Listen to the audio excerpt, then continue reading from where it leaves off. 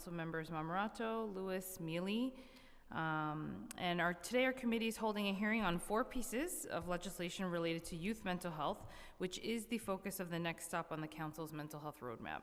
First bill is intro number 986, sponsored by Councilmember Rita Joseph, which would establish a pilot program to involve mental health professionals and professional candidates in student wellness clubs in middle school, public middle and high schools. Intro 989, sponsored by myself, would require the creation of student wellness club toolkits. These toolkits, which must be distributed to all New York City public school students, would be designed to provide students with a comprehensive overview of how to start a student wellness club at their school, including the approval process as well as suggestions for curriculums and peer-led activities. The toolkits would allow students to personalize their clubs in a way that works best for them and their fellow students. Intro number 996, sponsored by Councilmember Althea Stevens, would require the creation of a peer-to-peer mental health training program to be offered in New York City public schools. And intro number 1103, sponsored by Deputy Speaker Diana Ayala, would require community outreach by the Health Department regarding the availability of mental health counseling in response to violent and traumatic incidents. We believe these bills are a crucial first step in tackling the youth mental health crisis, and the majority of the bills involve implementing peer-led mental health support services into our public schools. Schools offer a unique opportunity to address the mental health and wellness of New York City youth. According to American Psychological Association, the degree to which youth and young people feel that adults and peers at school care about them and are invested in their success was found to be a key contributor to their mental health.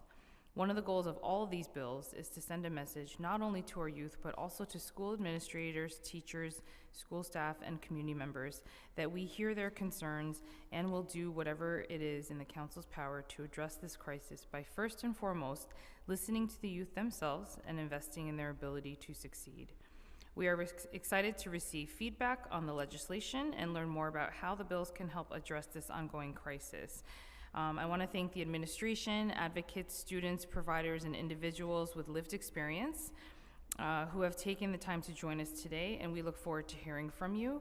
And, as I was mentioning to a few of you earlier, I really look forward to feedback and genuine feedback on the concerns or any challenges you may think will impede the implementation.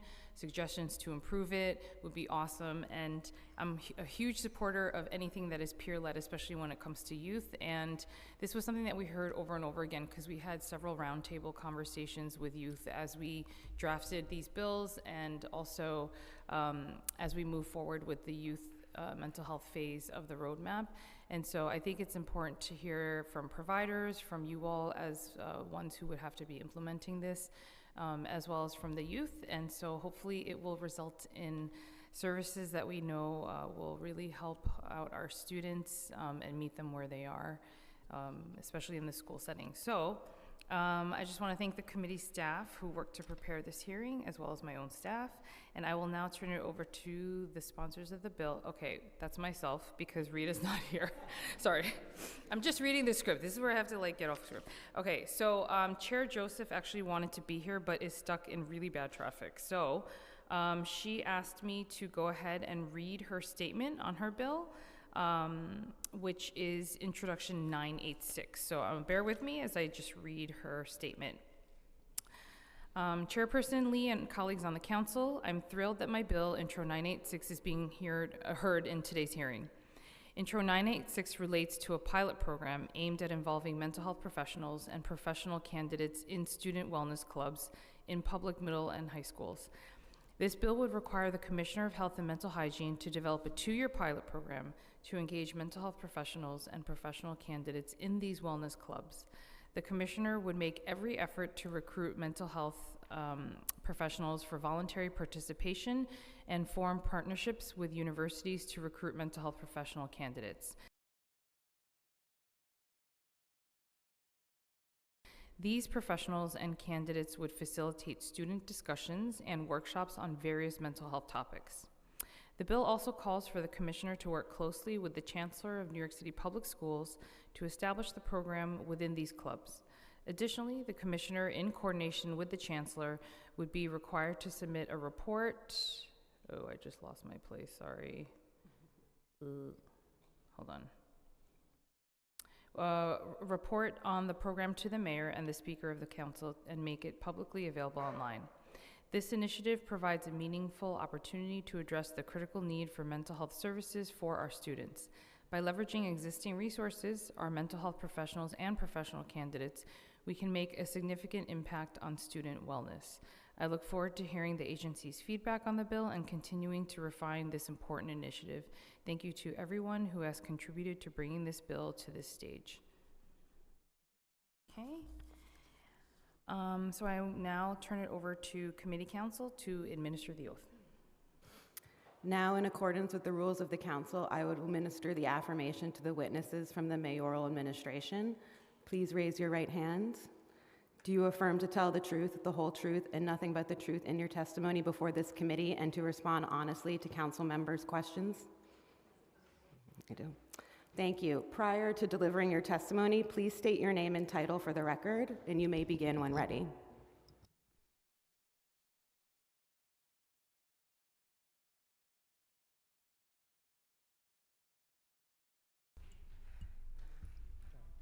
Can you hear me? Yeah, you can move it a little bit closer. Okay, sure. Let me know if you can hear me now. Okay. So, good morning, Chair Lee and members of the Committee on Mental Health, Disabilities, and Addiction. I'm sorry that Councilwoman Joseph is stuck in traffic. My name is Dr. Erica Lynn Smith, and I'm the director of the School Mental Health Program, which we call SMH, within the Office of School Health, which we call OSH. OSH is a joint office in New York City Public Schools and the Department of Health and Mental Hygiene.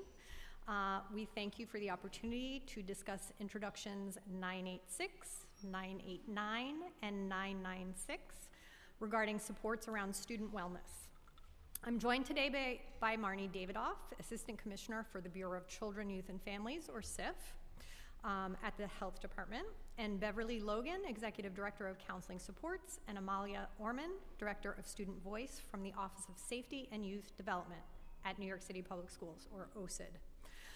I'm also joined by my colleagues Jamie Nichols, Assistant Commissioner for the Bureau of Mental Health at the Health Department, who will be addressing Introduction 1103 in her testimony. We do greatly appreciate your continued partnership in supporting our students, families, and schools.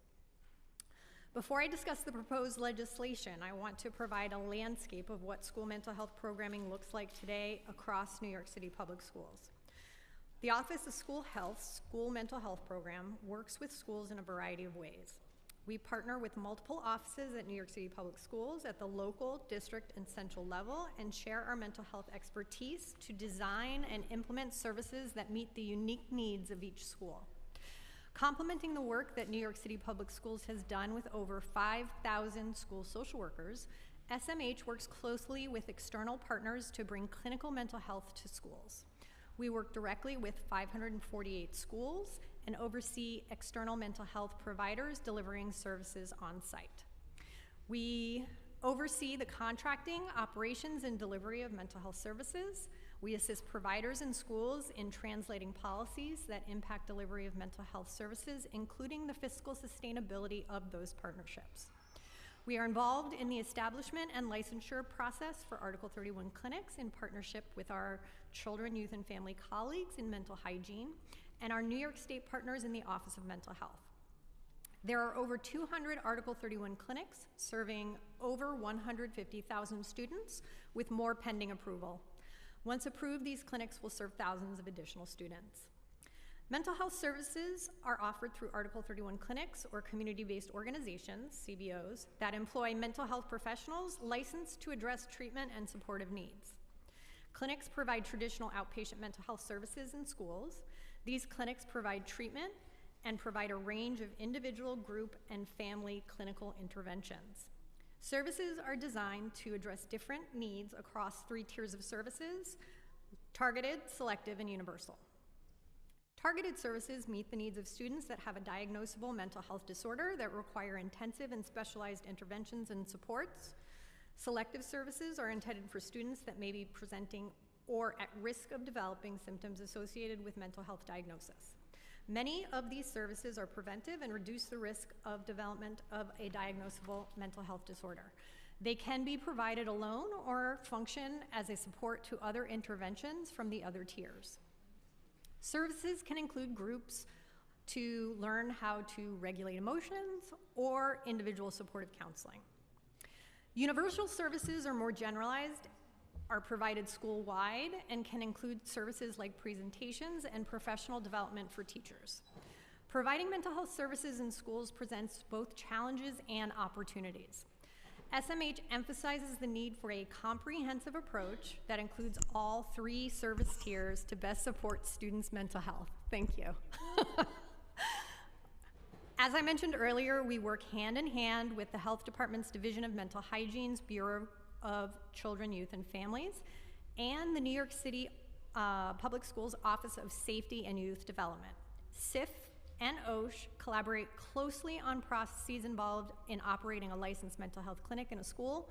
Providers seeking state licensure to open a school-based health clinic require a letter of support from the local government. While SIF reviews the provider's application, OSH assesses the school's need and readiness for a satellite clinic and provides implementation support in the delivery of on-site services. We also partner with the Office of Safety and Youth Development in an advisory capacity and assist in furthering their work in the areas of crisis prevention and intervention and suicide prevention. In schools we work in, we partner with all New York City Public Schools supportive staff, including school social workers and guidance counselors. I will now turn to each of the bills, except Introduction 1103, which Assistant Commissioner Jamie Nichols will address. Overall, we appreciate the Council's interest in the topic of wellness and the values of bringing student voice to the conversation. We look forward to having further discussions on how to best accomplish this goal. Introduction 989 would require the Health Department to create a student wellness club toolkit and make it available to New York City public middle and high schools. The Health Department is already tasked with creating materials for a variety of health topics for the public. We can advise on content for the development of a toolkit, and we look forward to having a conversation with Council on how to best accomplish this goal. New York City Public Schools could distribute the toolkits as they see fit for their school communities. Introduction 986 proposes a pilot program to involve mental health professionals in student wellness clubs in middle and high schools. The Health Department provides oversight and expertise in clinical mental health supports in schools, so we can speak to the clinical workforce aspect of the bill. Relying on a volunteer workforce to fulfill a mandate could pose significant challenges to implementation and raises issues related to safety and fair compensation. Student clubs are organized on a school-by-school basis and reflect the unique interests of the student body and staff's capacity to organize and oversee these activities. However, OSH has begun conversations with organizations that run student wellness clubs with a mental health focus. These organizations are currently going through our standard processes to ensure school student safety and privacy. These are evidence-based models that assist schools and students in establishing clubs that promote education and destigmatization, I can't say that word, destigmatization of mental health topics in a manner appropriate to students. We are at the beginning stages of small pilots to understand how these models work in New York City Public Schools, and we look forward to sharing the outcomes of these pilots at a later time. I will now speak to Introduction 996, which would require the Health Department to develop and offer a peer-to-peer mental health training program in schools and New York City Public Schools to distribute information to students on such programs. Peer-to-peer support programs should complement rather than substitute for clinical services provided by trained mental health professionals. The Health Department understands the value of peer support programs for youth mental health as part of a comprehensive approach. New York City Public Schools is seeing excitement from students who want to do the work because they understand the importance of their own mental health and engaging with fellow students. There are 2 exciting conversations about peer-to-peer programs happening. First, the 2023-24 Chancellor Student Advisory Committee, or CSAC, in partnership with New York City Public School staff, recommend the development of peer-to-peer programs facilitated by a school counselor or mental health professional.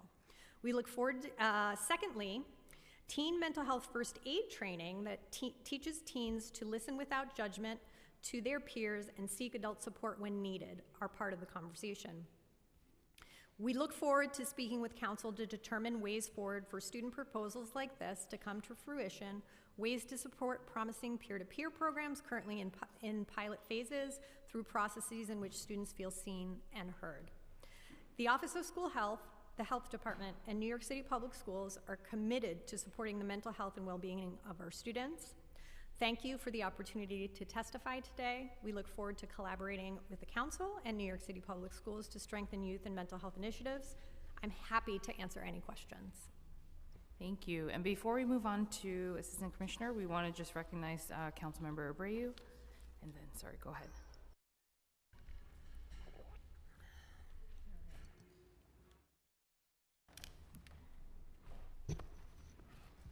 Good morning, Chair Lee and members of the committee. I'm Jamie Neckles, Assistant Commissioner for the Bureau of Mental Health at the New York City Department of Health and Mental Hygiene. Thank you for the opportunity to testify today on Introduction 1103 of 2024. Proposed legislation regarding outreach following violent and traumatic events. Introduction 1103 was introduced on November 13th.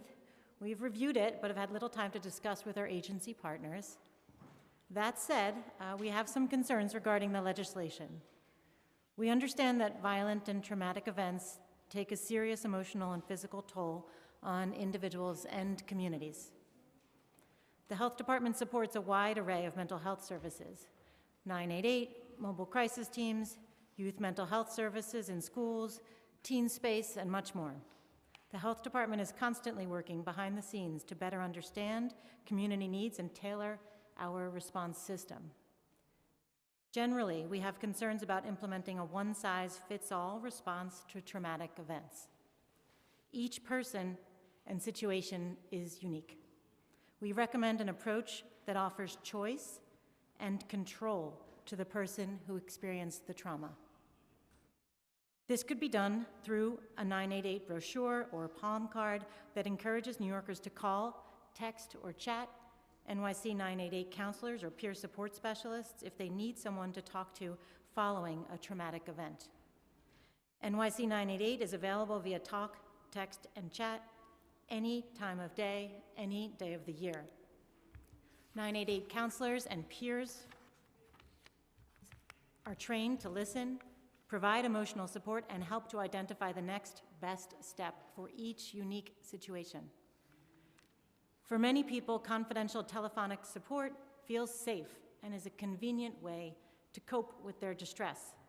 They can talk, text, or chat as long as they want and reach back out as needed whenever they want. In discussion with a 988 counselor, the person can be connected to the full array of mental health services available in our city. Some people may benefit from in-person de-escalation by a mobile crisis team that can respond within a few hours citywide. Still, others may prefer a referral to a support group or mental health clinic in their neighborhood. Every situation is unique. People have different preferences, so we provide options. The Health Department is deeply committed to supporting the mental health of New Yorkers. We recommend a person-centered, trauma-informed approach to mental health care that offers people choices. The most effective way to do that is to encourage people to contact a 988 counselor or peer support specialist when they want to and how they want to. In conversation with NYC 988, they can share their story, be heard, learn coping skills, and be connected to the services that meet their needs and preferences. Thank you. Okay, thank you so much for sharing your testimony. Oh, and we've been joined by Councilmember Caban. Okay, so I'm just gonna dive right in. I'm just trying to figure out the best way to do this. Maybe I'll just go in order of the bill numbers. So regarding Intro 986, which is Councilmember Rita Joseph's bill, quick question. So I just want to make sure before I ask questions that I have the numbers correct. So, because last I heard from DOE and DOHMH, I think at some point last year, and I remember the reason why I remember this is because it stuck out to me so much, because at one hearing we had early on in the year, I think there were about few hundred, 300, 400 schools that had social workers, and then the next time we had our hearing, I remember they were saying that all the schools had social workers, whether it's part-time or full-time. So I just wanted to make sure, is that still the case or no? So I'll let my colleague speak to the school social worker, and then I think what you're asking is about mental health external social workers that are in schools as well. I think both, right? Because I know. Right. So yeah. Okay. She can. Perfect. Yes. Okay. Good morning, Council Lee. I'm Hi. Dr. Logan. I'm the Executive Director for Counseling Supports for New York City Public Schools, Office of Safety Youth Development. So currently, between school counselors and social workers, we have about 5,200. Every student has access to a school counselor, a social worker, a mental health clinic, through external partner or clinics that are within their building. Okay. Perfect. And according to this, we have 548 schools. Work directly with 548 schools, oversee any mental health providers delivering services on site. Okay, so for the 548 schools, just to clarify, are those the ones that have not just the Article 31s, but if you could differentiate, because I know that there's school-based mental health clinics, which are run by the Article 31 providers, and then there's just schools with either social workers or counselors there. So is the 548 a combination of those? Sorry. So that's okay. Yeah. So it's complicated. So that's absolutely fine. Ask as many questions as you need. Good. So the 548 schools are schools that have someone from my program, school mental health, Got it. on site. And it's a capacity issue. There's 1,800 schools. We already have the capacity to serve 548, and we provide implementation support in those schools, which means we work with external mental health providers and community-based organizations, which can also provide mental health services on site in school. I want to make the distinction between what school social workers and guidance counselors do versus Yep. clinical social workers on site within an agency that comes on site into a school. And that includes Article 31s and other mental health provider CBOs. Nice. Okay. Let me just see here. And then, so how many total not elementary, how many total public schools are there again? It's 1,000, how many? So in districts, well, do you want to talk about we're in districts 1 through 32. Okay. And there's approximately 1,540-ish, 1,500, okay, that's what I thought. but I Okay. can get the exact number to you. Okay. And then there's approximately 1,800 public schools, which includes 79s, 84s, Okay. and 75s. Okay, awesome. No, I just wanted to make sure, because I remember it was definitely less than 2,000, somewhere above 1,500, so that's why I wanted to It's kind of a just get- moving target sometimes. Okay. Okay. So I guess I hear you in terms of what the challenges would be for implementation of 986, but I guess because it is a pilot project that the bill's proposing, would it be possible to have, for example, start off with the schools that do have the school-based mental health clinics? Or do you think a better assessment would be to have a mixture of both to try to see how it would work in schools also with the non-Article 31 clinics? I think, we're always working with our New York City Public Schools and CBO partners to provide clinical mental health supports to schools. I think we would need to have further conversations about implementation, because implementation is kind of a broad category, and pilots hopefully lead to, rollouts of larger programming for schools. I don't know that I can say at this moment if it would be better to have, some of our pilots are only 2 schools, so I don't know. I don't know that I can speak to that off the cuff. Okay. Yeah, I was just curious to hear from your perspective, because I'm sure you've had to implement some of these types of pilot projects before. So is it better to have one in each borough, for example? Is it better to have look at the zip codes with higher needs and see where those schools fall with the Article 31 school-based clinics? And I'd be curious to hear if the bill were to pass, like just recommendations from you all on how best to look at the pilot project, because I think what we keep hearing over and over again from not just the providers but also the students is how important the it is to have the wellness clubs, and also not that there has to be per se, it really is almost like you mentioned in the testimony, these programs hopefully are meant to complement what's already there. And so the way I see this is that the more we can try to provide different spaces where mental health issues may arise and could be detected, and then send them to the proper, if they need further help, or if they don't, that's fine either way. But, it's just another sort of catch, way to catch the folks from slipping through the cracks. And so, I don't know. I mean, obviously I know that it's going to be an ongoing conversation, but those are the things that I would love to hear from you all on, is how you would see it as being more successful. I personally think that it'd be great if we could have at least one in every borough, because I know that sometimes certain boroughs get neglected, and it's not always the high need zip codes, perhaps because, students travel to different schools all over the city, as well as the fact that, mental health doesn't discriminate, right? Every student suffers from it no matter where you're coming from. So I just wanted to point those things out. But and I appreciate that, Chair Lee, absolutely, and that's why it's very important to, in the schools that we have managers, those are the schools that have the longest lasting relationships with providers, whether they're Article 31 clinics or others, because we can sort of look at the system of the school and understand the aspects that need to either be built up before bringing something into a school, or help the school understand what they're getting. So and let me take 2 steps back, because this may already be in existence, just maybe not formally in this fashion. But are there schools currently that you have where students, let's just say there's a social worker, mental health professional already located in the school, and students actually go to the principal or administrators and say, hey, we want to start this wellness club. Like, have there been incidences of that?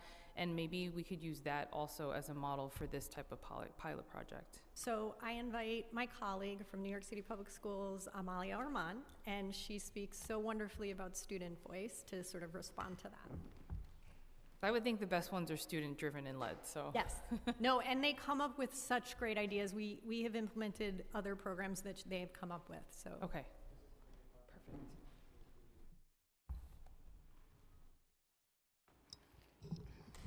Sorry, before you begin, I just need to swear you in. Sure.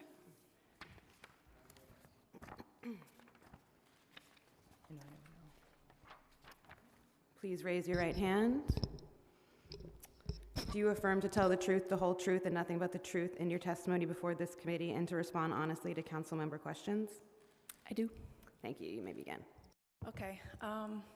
Good morning. My name is Amalia Orman, and I'm the student voice manager at New York City Public Schools, Office of Safety and Youth Development. And I love your question about, can we model some pilots after young people raising this idea of having a wellness club at their school. In my experience, listening to youth, this does happen frequently, especially during COVID and post-COVID. Actually, I run also, so I have this role as student voice manager, and I listen to students all the time, but I also run a program specifically called the Chancellor's Student Advisory Council. A couple of years ago, we made a handout called How to Start a Youth-Led Mental Health Initiative at Your School, because this was happening a lot, and I do think it's a great model when you can back young people's ideas and form initiatives that way. So yes, this has been happening. And just really quickly, so, because I know the bill is talking about involving mental health professionals in those clubs, and so are they currently there now, or are they just purely student-led? I don't know that I could answer that for certain, but just anecdotally, I think that young people gravitate towards supportive adults in their school that may or may not have a clinical association, might be a SAPIS counselor, might be a guidance counselor, but I would say that young people also advocate for more mental health professionals in their school. Nice. Okay, great. And actually, that kind of segues a little bit into the bill that we have that I'm proposing about the toolkits, because have you, in your experience working with some of these peer-led groups that may exist in the toolkits that you have now, could you kind of go through what currently exists in the materials that you're handing out, and then also additionally what could be added that you think is lacking that maybe could use improvement? There are two models that we're looking at in pilot programs that have content that we haven't explicitly developed. And we are looking at them, so I can't report out, but I'm happy to bring those models and, at a further time for you to review. I think that's the purpose of why we're piloting them. They're both evidence-based practices used in other districts. So they, have a cadre of folks who've worked on them, and they're in the process of going through IRB and all of the processes and protocols to protect student information. Okay, nice. Thank you. And then, sorry, I'm just jumping around a little bit, but for Intro 996, which is Councilmember Stevens' bill, to develop and offer peer-to-peer mental health training programs in schools, have you, I'm sorry, I think I missed this during the testimony, but did you say that you have the student-led mental health first aid trainings? Yeah, so it's similar to the adult mental health first aid that was sponsored a while ago. It's still, we have an organization that received a SAMHSA grant that will provide training for both, but teen mental health first aid has just been released and developed using the same principles, which is basically teaching teens on how to listen with no judgment, and also where to go should needed further clinical mental health services. Okay. And then how are the students informed about the programs and if they want to take that training or if they want to participate in other student-led programs? We haven't done formal information, and because it literally just came out. Got it. Okay. So we would have to talk to our New York City public school colleagues around what that would look like. Okay, and how are you, because I'd love to know, are you able to speak to how's that data being collected since it's a new program? I think, again, I don't have data around it. We would know, it's a super small initiative right now. Our office, keeps track of who attends, but that's usually, or the numbers, very aggregate numbers on who would attend adult mental health first aid. We don't collect any identifying information about that. Again, we would have to speak, in more detail about what would be appropriate in terms of implementation and privacy around with our colleagues and with City Council. Okay, because I think on the data collection piece also, I'd like to see if you could let us know what metrics you are using to also then later evaluate if it was successful or not, which I guess go hand in hand, but. Successful is kind of I try to stay away from the word successful and really more about, was there uptake or not? It's subjective, right? No, yeah. But so was there uptake or not? So when we work with providers to provide services in schools, we collect utilization data. So there's no PHI, there's no treatment data, we really are involved with ensuring that, very colloquially, if we're selling something and they're not buying it, then it doesn't matter. It can be the best intervention in the world. So we collect, number of services provided, number of attendees, and that's really it. In terms of whenever we partner with. And then is there any feedback? Because I agree, I think in terms of maybe effective is a better word. I don't know what the right word is, but to your point, I think the utilization piece is really important because because then if the numbers are low and students are not utilizing these services, then is it a question of that they don't know that it's there? Is it a question that they don't know about the trainings or haven't been informed enough? Or is it that they're just not interested, or maybe this is not the right space or the, medium for it? I don't know. Right, and I've seen many programs come and go. I've been working in this field since 9/11, actually in a school. And, I caution that implementation is often neglected, and it's so important because a lot of times what happens is when you reflect on something that quote unquote didn't work, it's because of the implementation support wasn't there. Right. Not that it's not an effective program, but again, implementation is about on the ground and exactly what you're mentioning. Are people utilizing the service? And is it appropriate to the population it intends to serve? Right. And I guess in that same vein, I'd be wondering what DOH, MH, and DOE's sort of outreach process is, given the different languages, cultural, nuances, and the fact that a lot of folks are simply just not going to talk about this no matter Right. what. And so how do we do the outreach? So for in the that? 548 schools Yeah. that we're in, I can speak to that because we have someone on site in those schools. The teams that I have, my colleagues that are in schools, have a caseload of 15 schools.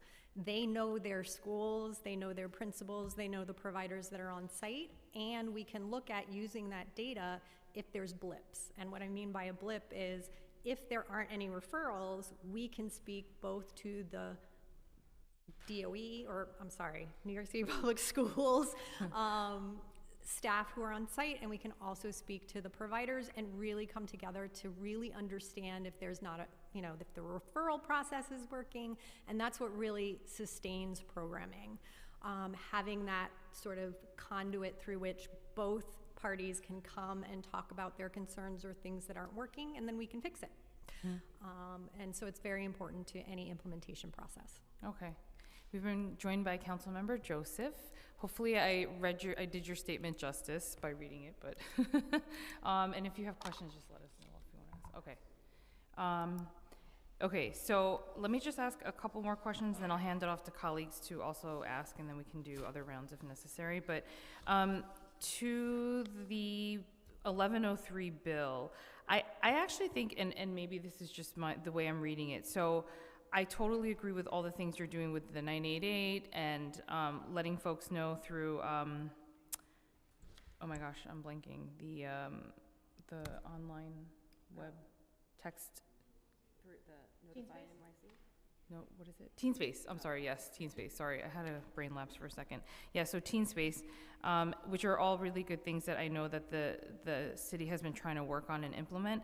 I think the bill, though, to my question also, was sort of the step before that happens. So I think once we've identified that someone does need further help after a traumatic event, then, I do believe that you all are doing a good job in notifying them about all the services. But I guess my question is more, how does it get reported, or how do we take that data in the step before, like low? So let's just say there's an actual, I don't know, I'm just making something up, but there's an incident or a report through either ACS or through a police report where there was clearly something traumatic that happened in someone's home, right?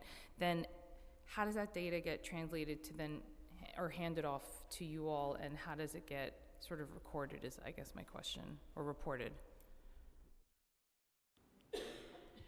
So I think I understand your question, and I would say that there is no reporting system for traumatic events. Sadly, there's substantial amounts of trauma that occur, and so we take a universal approach by offering everybody this very simple call to action, 988, rather than starting with a report of trauma.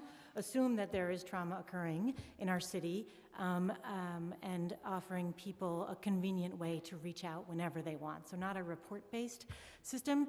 We're proposing just a universal access. Okay, and then so I guess my question, if I could, thank you for helping me clarify my thoughts, because I don't always think clearly.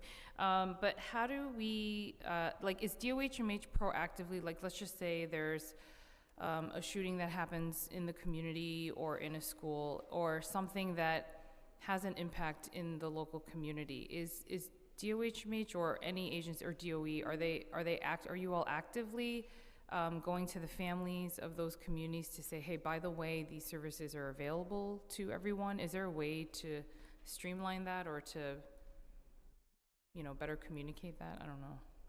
So Councilwoman Lee, if an event occurs in the neighborhood or the home and it's reported to the school, we on the DOE, on New York City Public Schools side, have a crisis support protocol in place. Usually it's if the family notifies the principal, we reach out to the family and then we figure out what supports are needed. We do reach out to our DOHMH partners if there's a on-site clinic within the school or for referrals outside to connect with the families.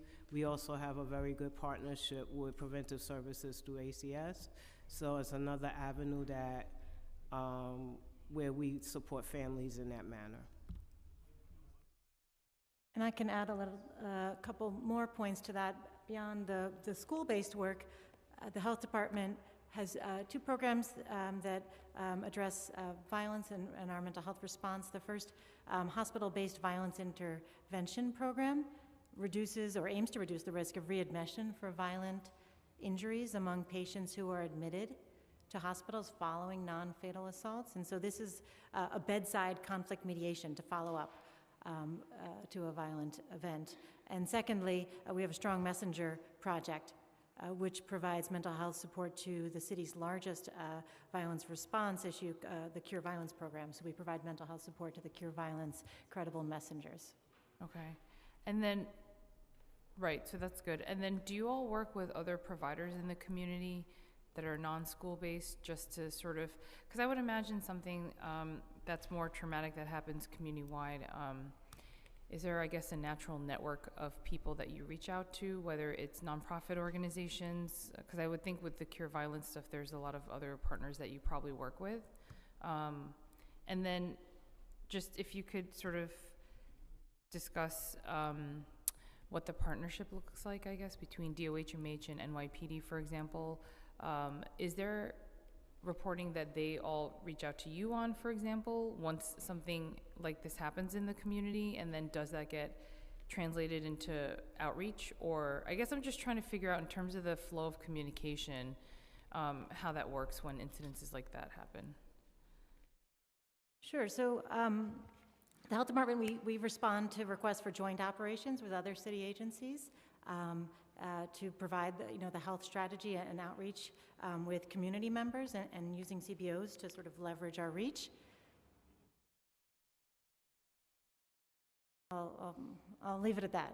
I think, does that answer your question? I want to pause for a moment. Oh, no, yeah, I guess, but because I know that there's joint task force, forces within the administration, for example, but I guess I'm just wondering in real time, right? If there's an incident that happens in the community, how does that flow of communication usually work, and how quick is the response usually?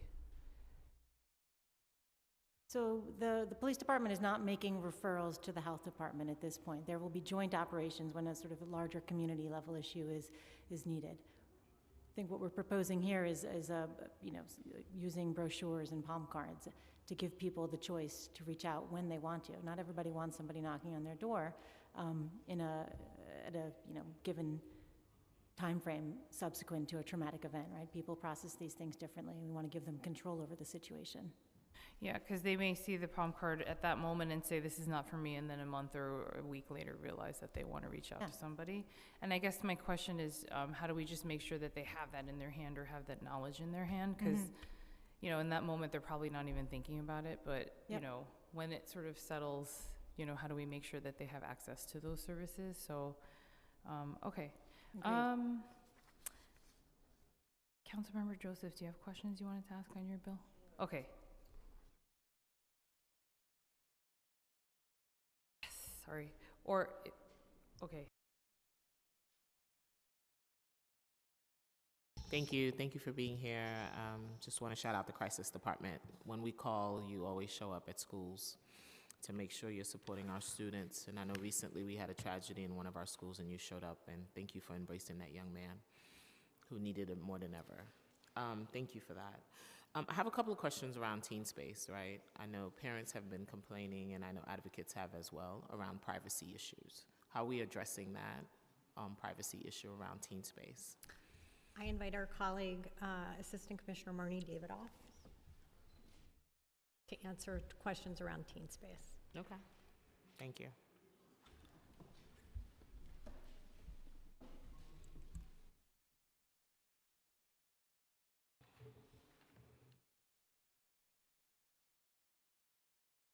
Oh, and also we've been joined by Councilmember Hanif on Zoom.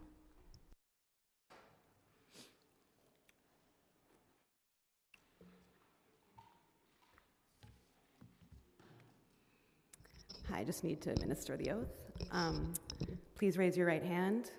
Do you affirm to tell the truth, the whole truth, and nothing but the truth in your testimony before this committee and to respond honestly to council members' questions? I do. All right, you may begin. Hi, I'm Marnie Davidoff. I'm the Assistant Commissioner for the Bureau of Children, Youth, and Families at the Health Department.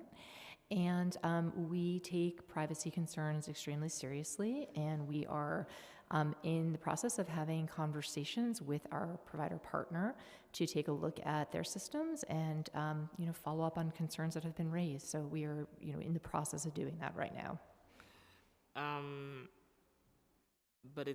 But there's also trackers, right? For example, they provide the free mental health, but it also allow their personal information. So where does that personal information currently live?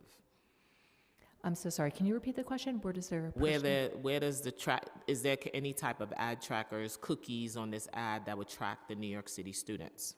We are looking into this right now to ensure that all of the privacy concerns are as secure as they are expected to be. So we're in the process of looking at this. When did you become aware that privacy was an issue with this app?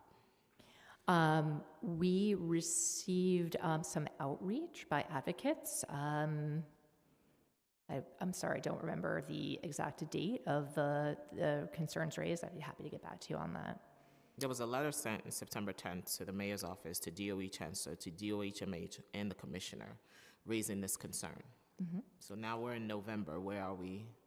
Where are we? Yep, and making sure that if my child decides to use that app, that his information will not be floating out there on different spaces. I have a 14-year-old. I wouldn't want his information floating out there in the clouds. So that I'm sure the concern is not only mine, mm-hmm. It's the concern of all New York City parents. Yes, I understand, and our contract explicitly requires student information to be maintained privately and not to be shared.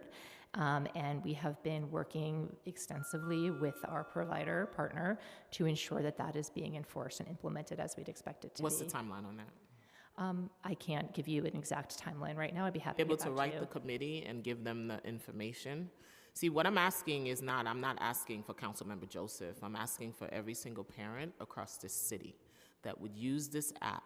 Their child's privacy is at risk. And there's an ad tracker, and I'm sure you're familiar with cookies. The minute they click on it, start tracking young people's information. What are we doing to protect the privacies of young people? I don't want to hear excuses. I want to hear plan. I want to hear what is going to happen. Yes, Councilmember, We can always have a separate hearing on this as well as the education chair and bring this even more forward so we can have answers. So I just want an answer today because this is impacting every single person who has a child who has used Teen Space. I understand. I'm also the parent of an adolescent. Completely understand your concerns. And I know that today we came prepared to speak to specifically the bills that are proposed. I am more than happy to provide a more detailed answer after today's hearing on the many steps the health department has been taking to ensure that students' privacy and youth's privacy broadly, because it's not really a student mental health initiative, but a youth mental health initiative, is held to our highest standards of privacy and protections. We are actively working on this in the moment, and I'm happy to provide more detailed information after today's hearing. Chair Lee, would you allow that question to a follow-up in allowing you to send the answer to the committee? Because this is very important to me, right? Understand. And I'm sure as a parent it's as important as it is to you. It certainly is. Around my legislation, do you support the proposed legislation?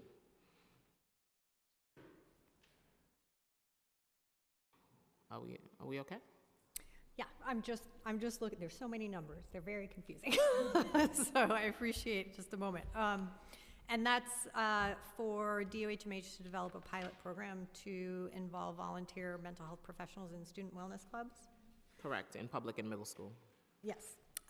So we're always working with our New York City Public School partners and CBO partners to provide clinical mental health support in schools. So we are very able to speak to the clinical workforce aspect of the bill. And so we do have some concerns relying on a volunteer workforce to fulfill a mandate that could pose significant challenges to implementation, privacy, all of the things that you just mentioned. Obviously, you know, we want to be able to have further discussions about proper implementation to protect those aspects that would be involved with. Is there anything you think the bill should have moving forward? Should it be improved, clarified before we move forward? Is there anything? I do, but I think that also requires us to sort of sit down, and I can't speak to implementation off the cuff, Right. and that would be irresponsible of me to do so. I think it really requires talking about resources, talking about roles in the schools, talking about, you know, what we really intend to do with wellness toolkits, and, you know, we really do emphasize that obviously, as you know, it's not a replacement for mental health services. Correct. It should be very well aligned with mental health services that are provided, and we need to make sure, especially since students are involved in those services, that we take the time to pilot anything that we do. Yes, I think further discussions are warranted. Do you have any program or current initiative within the DOHMH that involves mental health professional engaging with young people in school settings? Yes, many. You have many. Yeah, so we, School Mental Health, which is, I'm the director of that program. We work closely with our colleagues from New York City Public Schools in an advisory capacity. We oversee with our partners at Children, Youth, and Families the licensure of Article 31 clinics, as well as community-based organizations that provide mental health services. They might not be in Article 31, but they provide services that are you know, aligned very closely with mental health services that Article 31s provide. You know, I have staff who are in schools, in 548 of those schools. Capacity does not allow us to be in all the schools, but we ensure that whatever mental health services that are in those schools are of quality. We collect information around utilization. Traffic, unfortunately, I think you were delayed. I spoke a lot about that, but I'm happy to, you know, explain more about what they do in those schools. Would an initiative like this complement your existing programming? I think that assuming that we sit down and we have the appropriate conversations and that we are clear about the roles of, you know, what is included in something like this, pending those conversations, I would say that, you know, there actually are, we have a couple pilot programs around these peer-to-peer going on in schools. They're small. They're evidence-based programming, and happy to report out on what those look like once we get those answers. One more? Just one quick question. What type of training or guideline would be necessary for mental health professionals and candidates to effectively lead discussions and workshops in wellness clubs? So currently there is a system that we don't oversee as DOH, which is required for mental health professional candidates to get in vivo learning. And that's done through the university system, right? Any accredited program that graduates candidates for licensure must have an in vivo experience of a certain number of hours. I don't know about the other licenses. I can speak exclusively about social work because I had to do what we call a field placement. Right. So you know, anyone who wants to sit for that exam has to have gone to an accredited university, and the universities have that system in place, and we wouldn't need to stand up another system for that as they sit for their license. They are supervised by licensed clinical professionals according to their license. Thank you, Chair. Thank you. And next we will go to Councilmember, so we've been joined by Councilmember Botcher. And for questions, let's go to Councilmember Mamarato. Thank you, Chair. Good morning. So I just wanted to clarify, what are the grade ranges for these type of programs? Is it going to be from a pre-K to 12th grade? I know you said public school, but are we going to go as early education, like the pre-K programs? I need a little clarity on what program specifically you're talking about the peers, about the toolkit. The toolkits, anything. All of these programs, are they going to be available to all of the grades from pre-K up to high school, or is it just public school and middle school? So, like I said before, I think we have to have in-depth conversations about that. As far as I understand, the bills have been introduced for middle and high schools. Okay. We would have to put in, very detailed discussions about developmental ages in terms of ability for any kind of toolkit. As far as peer-to-peer, I think that's probably middle and high school. I would say high school, and mostly. But again, I think we would have to, not just, Dr. Erica Lynn Smith sitting at the table saying this. I think we need to pull in others who do this work more extensively. Okay. Now, what role do you see for parents and guardians in the implementation and support of mental health initiatives within our schools? I think that they're a vital part of any implementation of any mental health service.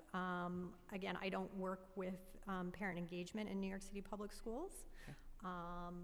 Any work that is done with a child clinically, you have to have parent engagement, otherwise it doesn't work. So I can speak from that perspective. I can also say that, again, all of the providers that we work with get parent consent in order for their students to participate in services. Okay. Now, I just want to kind of touch on like the safety and well-being of the children.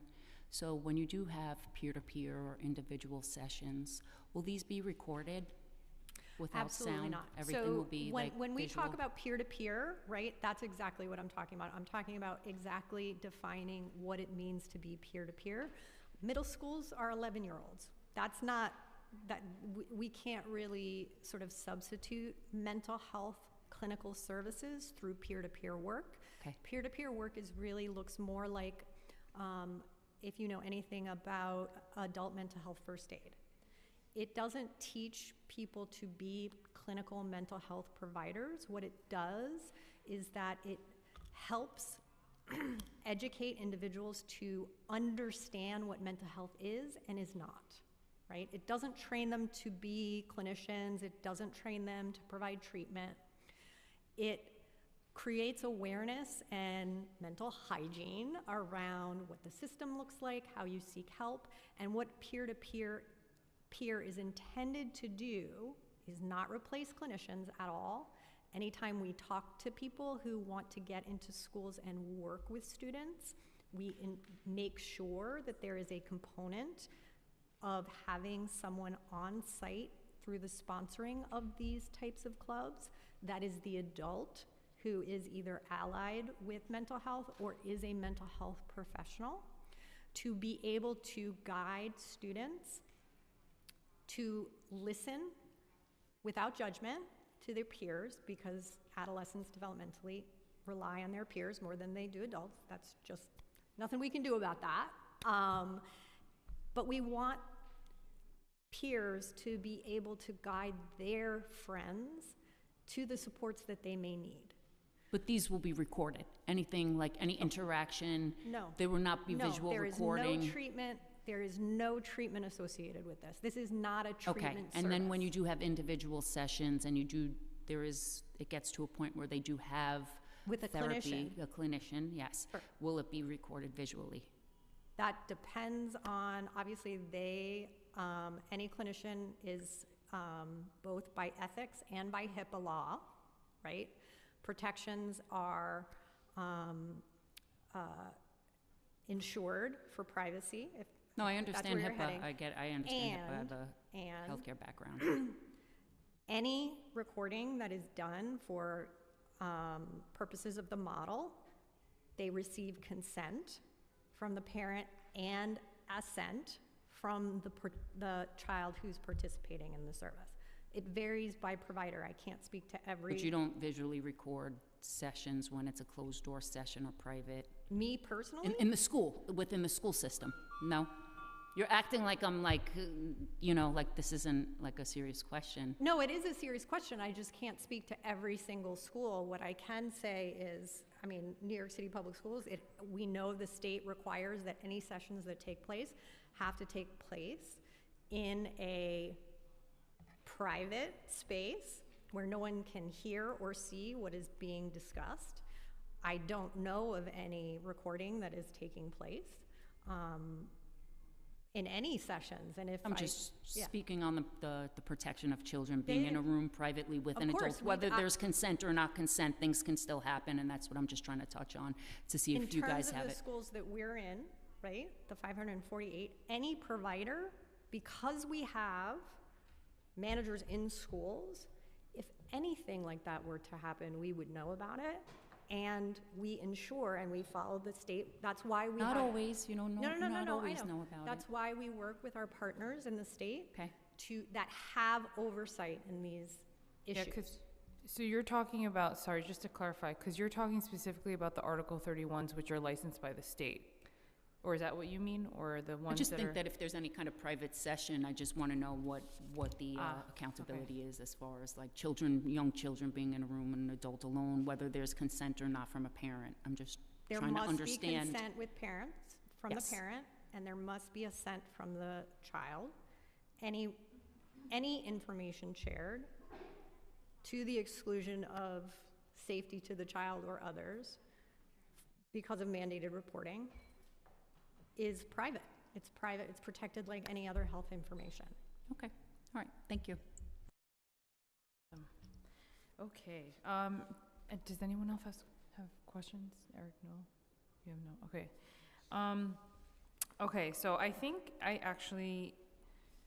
sorry, I feel bad because the staff worked so hard to prepare these nice questions and then I totally end up going off script. But I think we covered in general most of the spirit of the questions that we were gonna ask. And so I think we're gonna conclude the portion with the administration, but I wanna emphasize now that we've actually heard the bills and, we've introduced them into the committee, now comes the fun part where we get to sort of go back and forth and discuss how we can make these potentially work. And so I personally look forward to having these conversations about how the implementation would work and how we can make sure that it is peer-led and youth-led, but also that there is some supervision when necessary, right? Sometimes youth prefer to do it on their own, which is, part of the clubs that they have. But I think it's always great when they have, at least, as you mentioned before, a supportive adult, even if they're not a mental health professional, to have someone who is supportive of these spaces. And so looking forward to having conversations about how to implement these types of peer services. So thank you so much.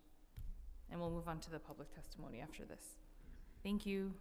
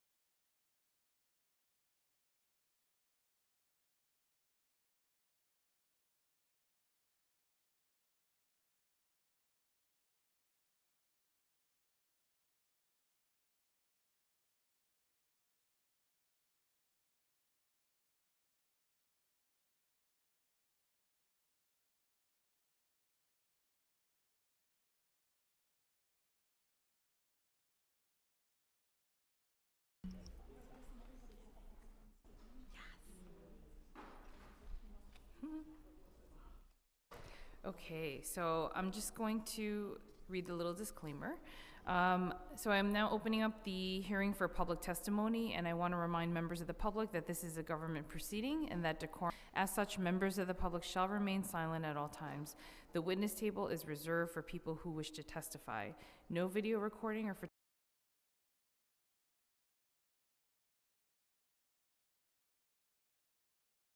photography is allowed from the witness table. Further, members of the public may not present audio or video recordings as testimony, but may submit transcripts of such recordings to the Sergeant at Arms for inclusion in the hearing recognized. When recognized, you will have 2 minutes to speak on today's legislation, Introduction 986, 996, 989, and 1103. And if you could specify which one you're testifying on, that'll be helpful as well. And if you have written testimony or statement or additional written testimony you wish to submit for the record, please provide a copy of that testimony to the Sergeant at Arms. You may also email written testimony to testimony@council.nyc.gov within 72 hours of this hearing. I always emphasize that with people in case you forgot that we're having this hearing and still want to submit testimony. You have 72 hours. Audio and video recordings will not be accepted.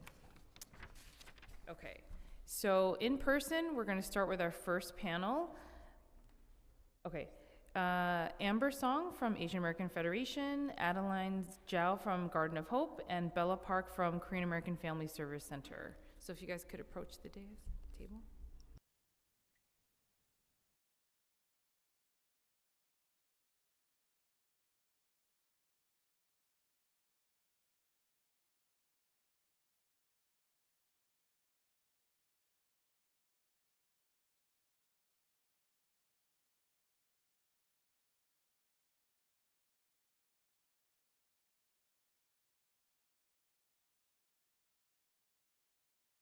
It's good to see all of you. So feel free to start whenever you're ready. Is this on? Okay. Okay. Thank you, Committee Chair Linda Lee, for the opportunity to provide testimony. I'm Amber Song, Senior Program Coordinator at the Asian American Federation, and I'm testifying today in partnership with members of our Asian American Mental Health Roundtable. Tragedies like the murder of Christina Yuna Lee, Michelle Go, Wynn Rosario, and many others have left New York Asian communities reeling and fearful. Without the proper mental health and social support, our community, who already face barriers to accessing care like stigma, language access concerns, and high rates of poverty, are vulnerable to experiencing worsened mental health after violent and traumatic incidents. In fact, Asian Americans are less likely to get mental health treatment, with only 21% of Asian adults receiving mental health treatment when compared to other racial and ethnic groups, leaving our communities at risk until a crisis hits. While Introduction 1103 aims to connect affected communities to mental health resources, we have found that the needs of the Asian community are not met through this legislation. We urge that the City Council, as well as members of the relevant committees and city agencies, to consider the following recommendations. 1, ensure that the cultural and linguistic needs of the Asian community are met when resources are provided in the aftermath of a traumatic or violent incident by translating materials with cultural nuance and recommending mental health services that are culturally and linguistically compatible. 2, ensure the city and police department prioritize and work directly with Asian-led, Asian-serving CBOs, such as our roundtable partners, and provide adequate funding to do so, as DOHMH alone cannot provide the needed culturally and linguistically competent mental health and social service resources to the Asian community.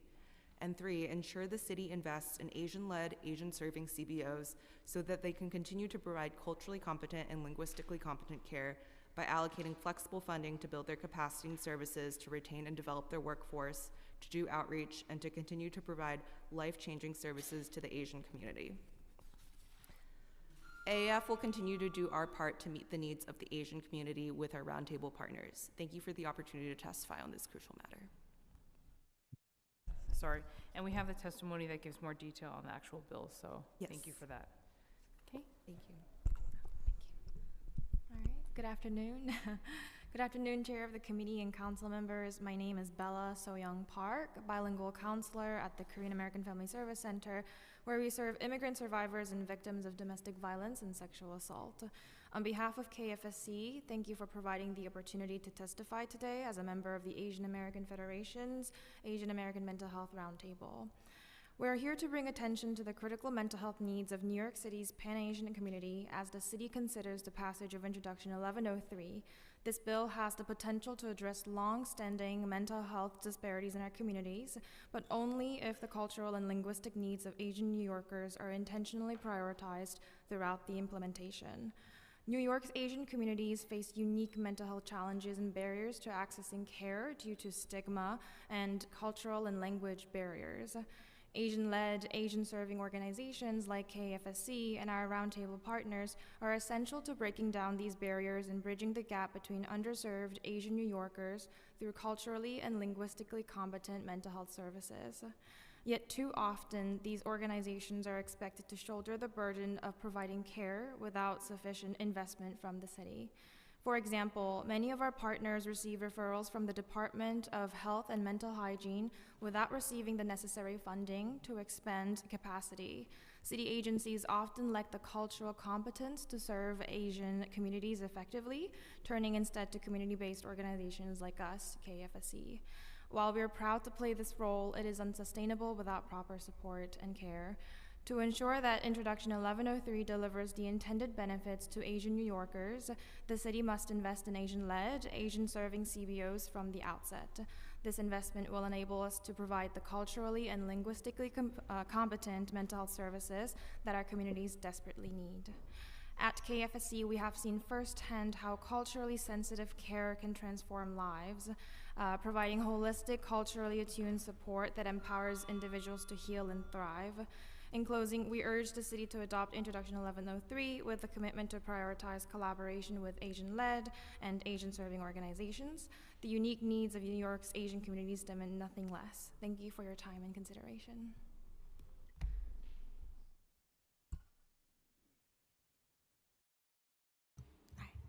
Hello. Thank you to the members of committee for holding this hearing and giving us the opportunity to testify. My name is Adeline Zhao, and I serve as the mental health counselor at Garden of Hope, a nonprofit dedicated to serving adults, seniors, youth, and children affected by violence and providing culturally competent mental health services to Chinese communities. And I am here today as a member of AAF's Asian American Mental Health Roundtable to highlight the mental health challenges faced by Chinese immigrants in response to traumatic incidents.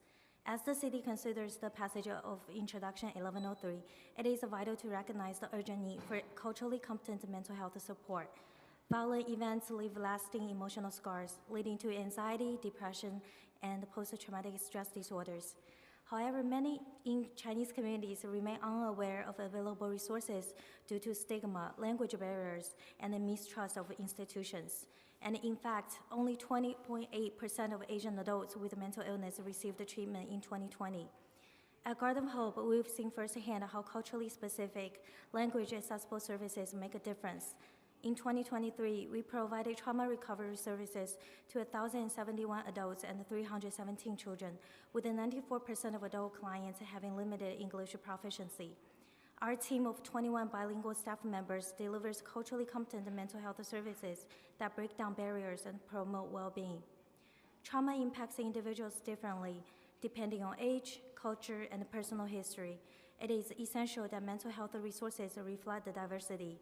Counselors trained in trauma-informed care and cultural competency can provide a more effective response, particularly in multilingual contexts. The city must prioritize working with Asian-led, Asian-serving organizations, such as our roundtable partners, to ensure the cultural and the linguistic needs of Asian community are met through Introduction 1103. In conclusion, I urge the community to prioritize investment in mental health outreach, expand access to trauma-specific counseling, and foster community partnerships that empower resilience.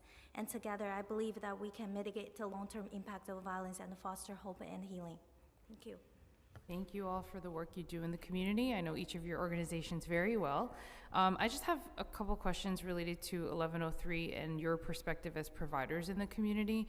So, if there is a traumatic incident that happens in the community, is there any sort of outreach done by DOHMH? I know that you all are usually in touch with the precincts because it involves some kind of report that happens, whether it's an incident in the home or something that happens within the community. But Is there any coordination with you all plus DOHMH plus the public school system when it comes to addressing the youth, when it comes to these traumatic incidences? Or is that something where you all do it on your own through your after-school programming? If you could just speak, any of you can answer, but if you could speak to the coordination aspect. Yeah, I can provide a brief explanation about that. My understanding is that we mainly kind of do it among ourselves, so that a lot of the crisis intervention would look like calling the police, unfortunately, even though that may involve a lot of traumatic incidents and experiences on behalf of clients. That is the fastest way to legally get a lot of the work done, especially for our organization as we serve with domestic violence cases and sexual assaults. So unfortunately, I think that's the realm that we're taking right now.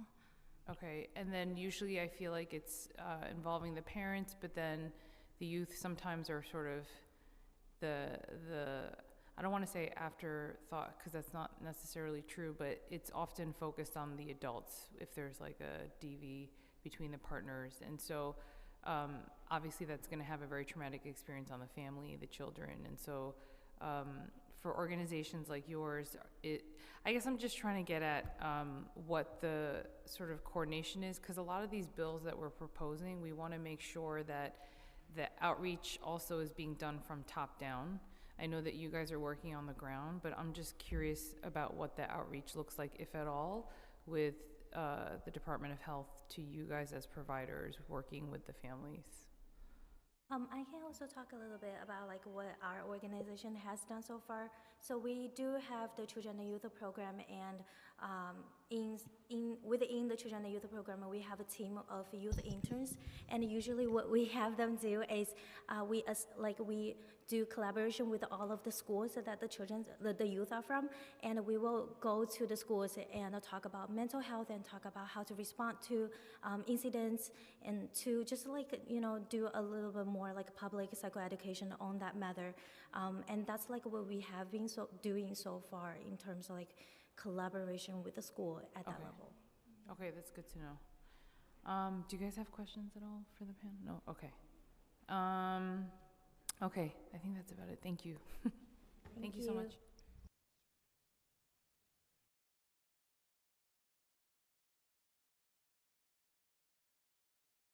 Okay, next we have, and please forgive my mispronunciation, Adante DaCosta, Cree Atkins Griffin, and Nasira Fair.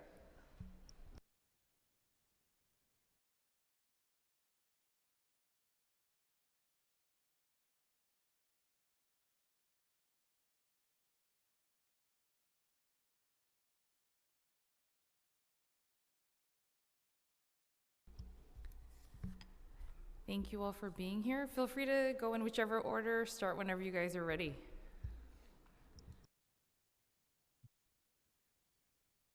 Just flip it? Oh, you can hear me. You can hear me? All right. Hello, my name is Dante DaCosta. I'm a senior at Manhattan Early. Oh wait, is the light on? Sorry. You can hear me? Is the light on? There you go. Perfect. Better? Yeah, oh yeah, okay, there we go, this. Hello, my name is Adante DaCosta. I am a senior at Manhattan Early College School for Advertisement, and I'm also dual enrolled in BMCC. Imagine a world where the youth who need mental health support have it easily. And imagine a world where school feels safe because it's the only place that you know it cares for your mind, your spirit, and your body. Mental health professionals is crucial to the development of our minds. As teens, life comes at us fast. We are the generation that spent important years of our lives in the COVID-19 lockdown, then released back into the world without the tools we need to cope. We feel the pain of our parents, we feel the pain of the world, we also feel the pain of loss. In spite of all of this, we still expected to live up to succeed academically and to stay calm even though we are stressed. Because all of this, many of us hold all of our emotions back until we can't deal with the stress anymore and we have to release this.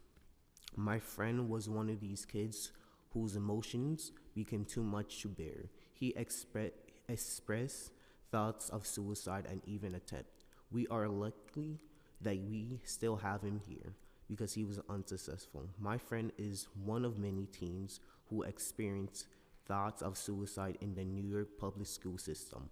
What he needed was somebody to talk to, somebody who could help him to carry his pain. We need people to help us deal with stress. Many of our counselors are only focused on dealing with college, helping the seniors. But who is there to help with our mental health? Help us to build good habits for our emotional well-being. As teenagers, we see what's going on in the world. We see the climate disasters, war, and death on social media, gun violence in our own neighborhood, and our rights being taken away every single day. It is time that City Council invest in our education budget. To fund more schools, counselors, it is time to invest in our well-being. Thank you for hearing me.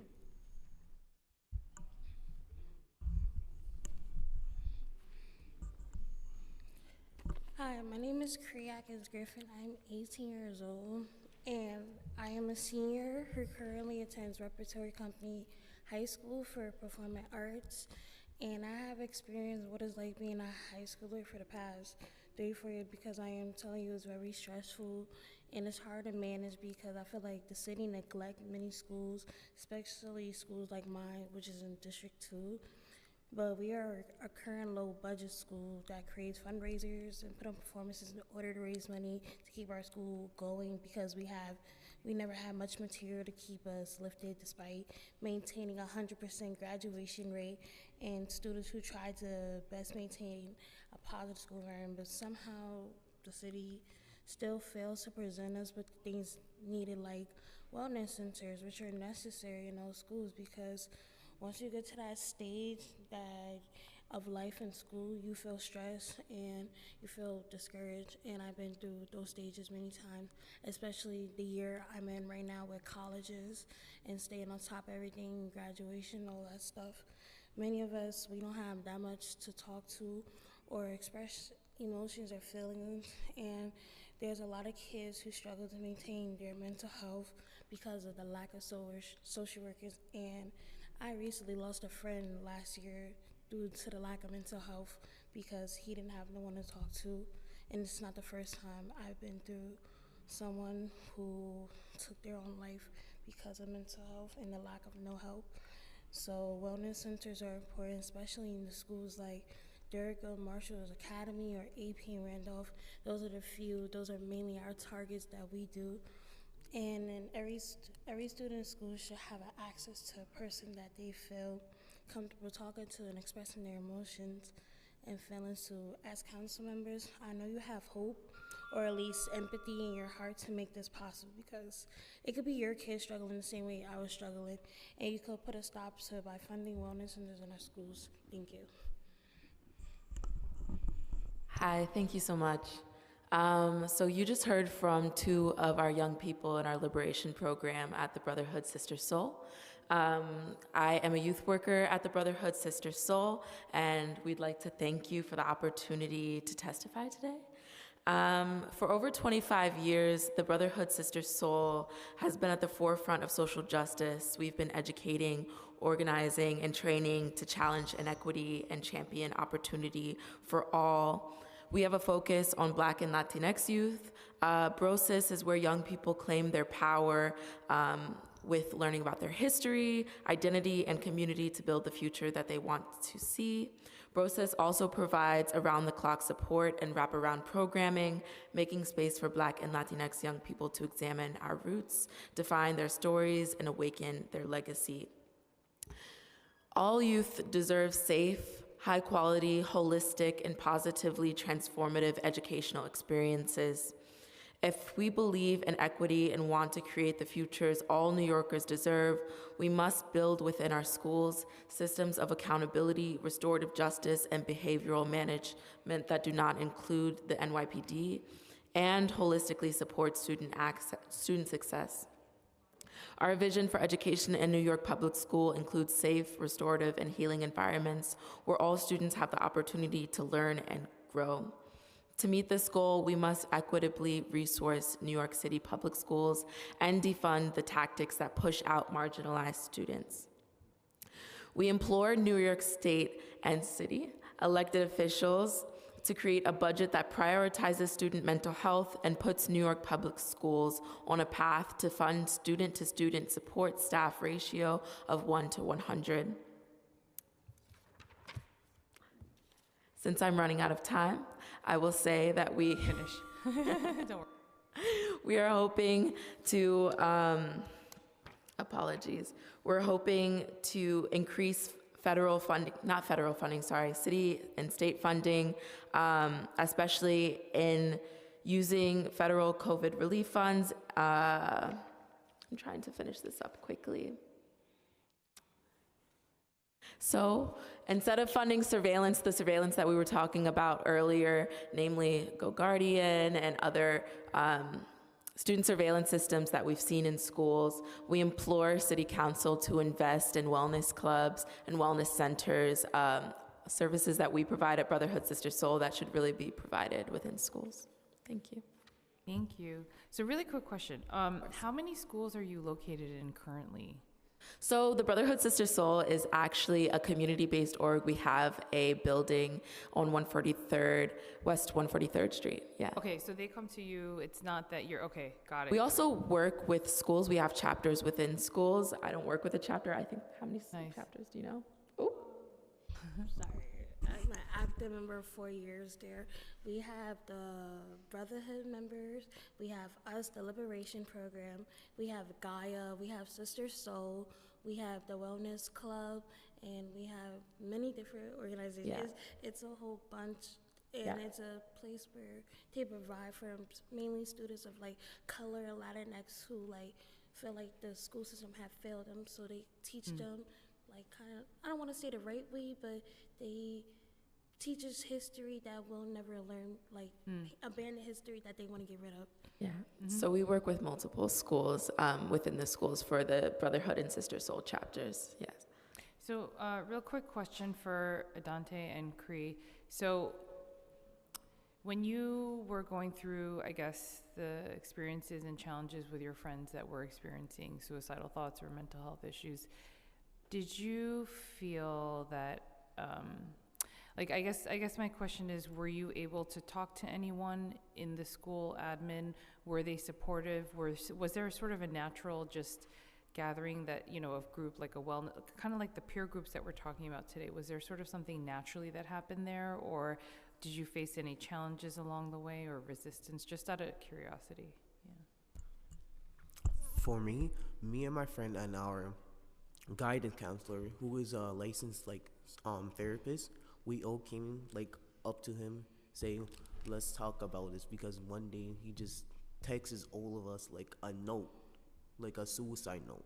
So we all came together and just have a conversation with him, say, I know you're going through this, but we here with you, and what your pain, which you going through, we going through with you if you gone. Thanks for sharing that. And I don't know if you wanted to add anything or, yeah.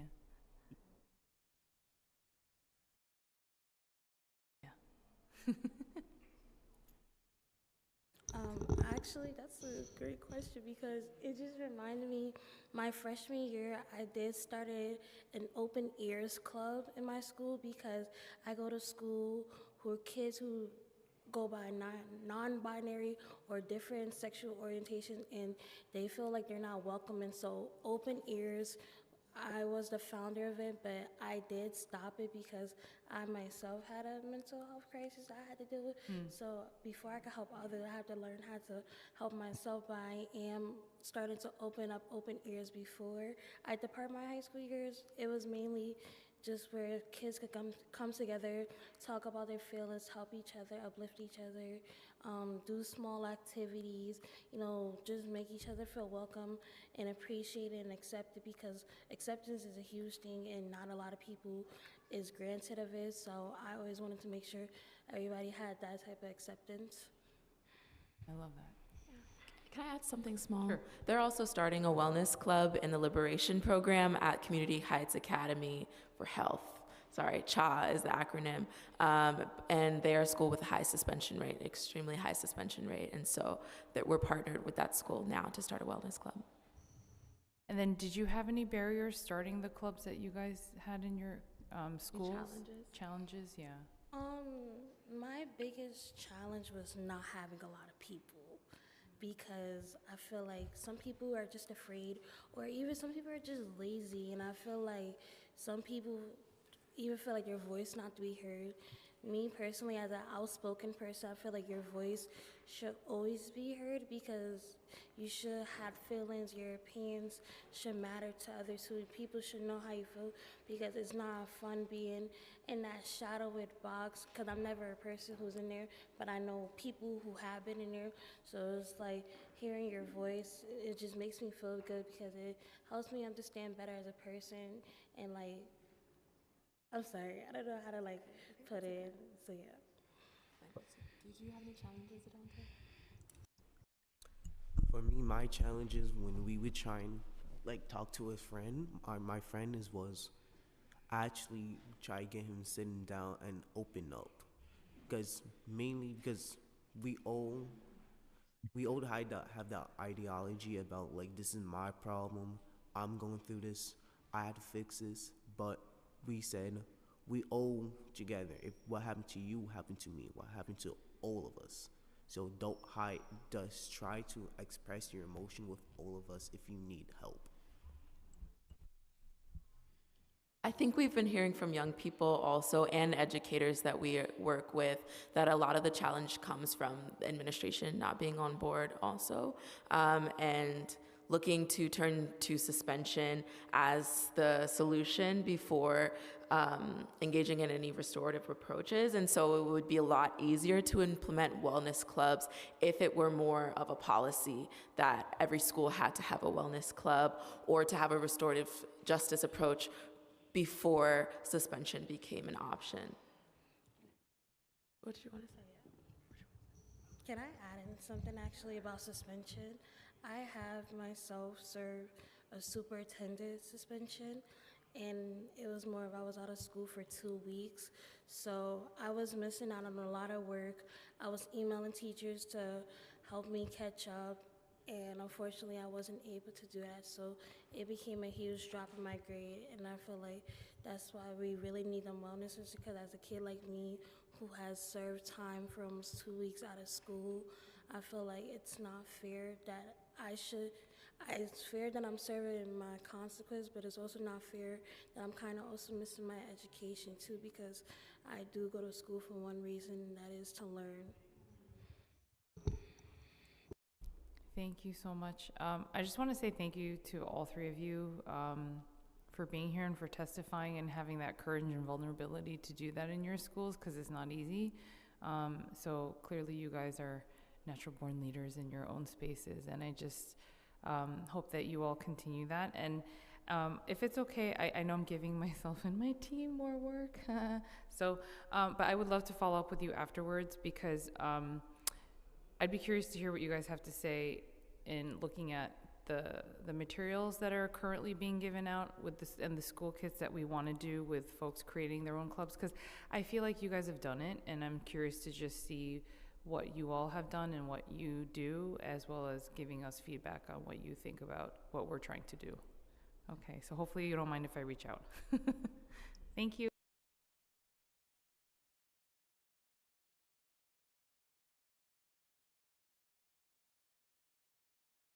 Okay, and next, yay, we have Fiona O'Grady and Kamari Cruz.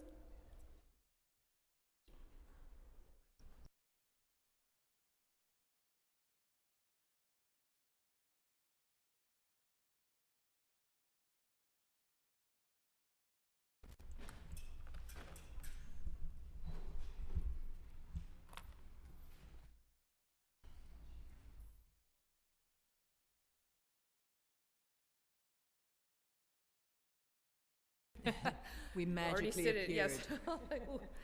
Feel free to go ahead and start. Good morning. My name is Fiona O'Grady, as you know, and I'm Director of Government Relations for Samaritans. For over 40 years, Samaritans has been a steadfast provider of suicide prevention services in New York City. Our 24-hour hotline is the cornerstone of this effort, offering the only anonymous and completely confidential crisis service to New Yorkers. At Samaritans, we believe that suicide prevention is everybody's business, and this philosophy includes peers. Peers are so often left out of the formal suicide prevention networks, yet they are frequently the first to recognize when someone is struggling. They are already trusted by their friends, removing one of the major barriers to accessing services, stigma, and fear of judgment. We know from research, including studies of hotlines like ours, that well-trained, non-clinical responders, such as volunteers or peers, are often actually more effective than clinical counterparts, and this is documented in providing immediate empathetic support during crisis calls. And this was done by a leading international, Brian Mishara, way back. This evidence underscores the potential of peer support frameworks. When peers are empowered with the right tools and knowledge, that they can provide critical life-saving interventions that are, as you say, complementary in ways that traditional clinical systems cannot. The urgency of this work is reflected in the data. Nearly 1 in 3 of our New York City high schools students reported persistent sadness or hopelessness 2023. Suicide is the 3rd leading cause of death among New Yorkers aged 15 to 24, DOHMH 2023. Vulnerable groups, including LGBTQ+, youth, and students of color, experience disproportionately high rates of suicide. And I'll just digress to say the young people who just spoke, they're talking about, you know, pain, and that is the essence of suicide, that suicide becomes an act that will solve your pain, and then you have risk factors and you have protective factors, but it's a maladaption cry for help. And when we have people who are non-judgmental, who are supportive, like a soft entry for youth, talking about suicide and using the word suicide does not make someone more suicidal. In fact, it recognizes the elephant in the room and it says, I hear you, you were suicidal and I'm okay to listen. And yes, they will have to do some kind of an assessment in terms of like, do you feel suicide? Do you have a plan? Do you have the means available? And do you have a time set? Now, this is a very nuanced thing. And it doesn't mean that the person who can feel suicidal, which many of us do as we know in life, you can have a feeling, but it doesn't mean just like you can have a cold, but you can still go to school, you can have flu, you can have pneumonia, you can have emphysema. It's the same truth, and so we have to be nuanced, but a soft entry is wonderful we think and we applaud you for your efforts. And I think also it is a pressure release valve. In other words, at training class, we think about a balloon where someone's in crisis or they're feeling really bad. The more air there is, the more probability of it bursting. Whereas if you have a pressure release valve, then you can handle the next trauma, you can handle the next thing. So speaking and being able to share your truth, and without judgment, and without also that, like, you know, in some cases, as we know, being transported or brought to hospital because you have not been assessed properly. We know from the studies of adults, at least, that after they come out of being forced to go to, you know, a hospital because of how they feel, can have trauma, which is studied for many. So we do have to be careful. You will have to do debriefing. But I believe that it's a wonderful step, and done carefully, we applaud you.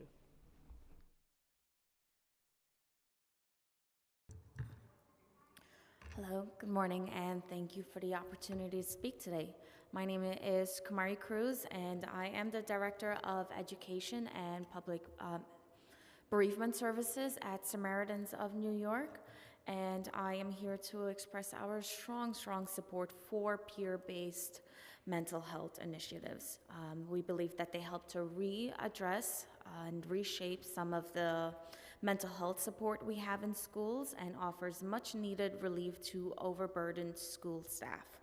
At Samaritans, we regularly work with and are currently actively working with school professionals through one-on-one consultations. We currently have one of our colleagues, Christina Muha, out in districts 19 and 28 right now, visiting schools and talking to school counselors and providing some of those vital resources for them to better help their own students within their own unique mental health needs. With these conversations, we're witnessing firsthand the extraordinary dedications of schools' mental health providers and educators who are doing their best to meet the needs of the growing demands placed on them. Unfortunately, the needs for services like these far exceeds the resources available, leaves some of the most valuable and skilled professionals struggling to address the full range of student challenges. Peer-based mental health initiatives offers a practical and impactful solution. We empower students to support one another and to help them embed care into the fabric of schools' communities. These programs help to reduce isolation, break down stigma, and allow students to seek and offer help in ways that feel safe and accessible. Peers are the first to notice changes in behaviors. Their emotional well-beings are noticed much faster than adults do. They are in a unique position to provide that first line of support and encouragement. These initiatives also serve as a valuable complement to professional help, extends the reach of the resources, and to alleviate some of the pressure on school staff. When students feel connected and supported by their peers, they're more likely to thrive, and school professionals can help to add on to the support for those that needs it most. At Samaritans, we always like to say that suicide prevention starts with me. Thank you for your dedication to supporting mental health and well-being for our city's youth and allowing me to share some of the work that we do.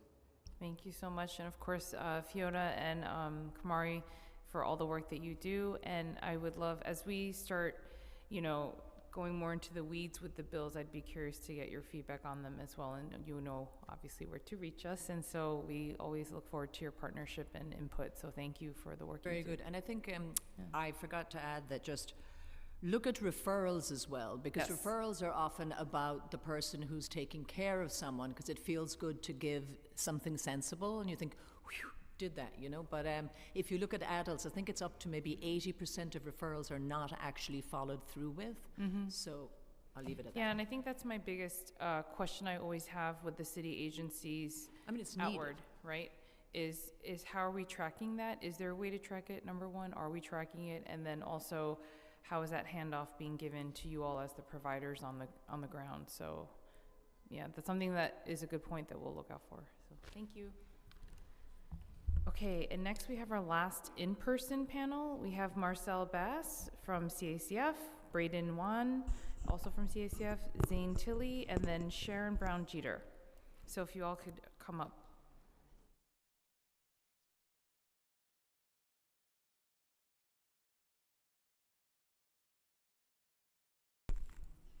Hello, can you hear me? Yes, we can hear you. As long as the red light is on, you're good.